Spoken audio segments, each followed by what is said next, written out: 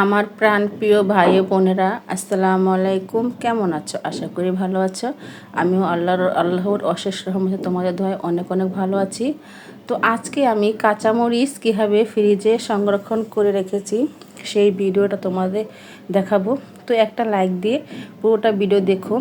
এই দেখো, এই কাঁচামরিচ কিন্তু 1 কেজি যখন দাম বাড়বে তখন 1 কিলো কাঁচামরিচের দাম হয়ে যাবে 400, 500 কিংবা 600 টাকা কেজি।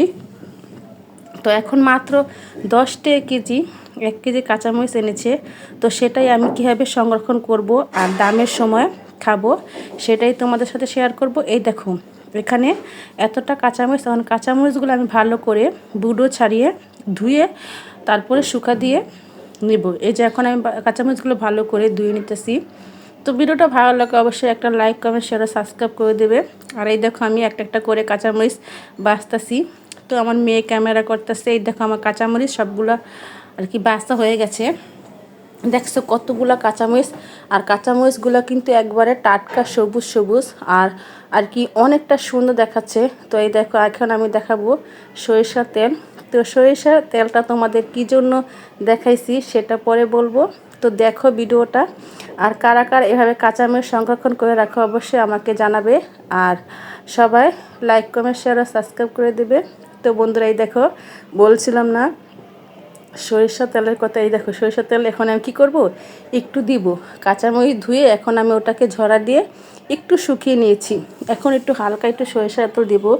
আর কি সরিষা তেল দিলে কাঁচামরিচ কালারটা কিন্তু চেঞ্জ হবে না, এরকম কালারই থাকবে।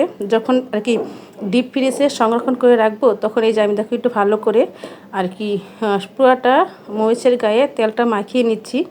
এই দেখো, আমার মাখা প্রায় হয়ে গেছে। এখন একটা বক্সে এই যে আমি এখন ভালো করে আর কি মাখাচ্ছি।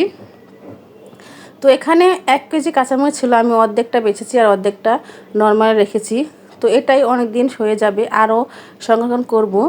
তো এই দেখো, আমি ভালো করে আর কি মেখে নিচ্ছি। এখন একটা বক্সে, এই দেখো একটা বক্স, অনেক বক্সে আমি খুব সুন্দর করে রেখে দিব ডিপ ফ্রিজে। এই দেখো, আমি এই বক্সটা কিন্তু বেশ বড়। এখন কাঁচামরিচগুলো আমি ঢেলে দেব। দেখছো কতগুলা কাঁচামরিচ, যখন কাঁচামরিচ দাম বাড়বে তখন খেতে পারবো। তো কাঁচামরিচ কিন্তু এভাবে রাখলে আর কি অনেক আর কি সুন্দর হয়, আর কালারটা কোনো চেঞ্জ হয় না। এই যে আমি বক্সের ভিতরে সরিষার তেল মেখে ভরে রাখলাম, এখন রেখে দিব ডিপ ফ্রিজে। এই কাঁচামরিচগুলো কিন্তু 10 টাকা কেজি রেখেছি এখান থেকে। তো এই দেখো, ডিপ ফ্রিজে অনেক বরফ জমছে। তো ভাবছি রোজার আগে সাফ করব একবারে আর কি, বরফ প্রচুর জমছে। তো কাঁচামরিচ তো ডিপ ফ্রিজে সংরক্ষণ করে রাখলাম। এখন তোমাদের ভাইয়া বর 10 টাকা কেজি আর কি বাঁধাকপি আনছে, দুটো আনছিল। তো একটা আবার সংরক্ষণ করে রাখবো।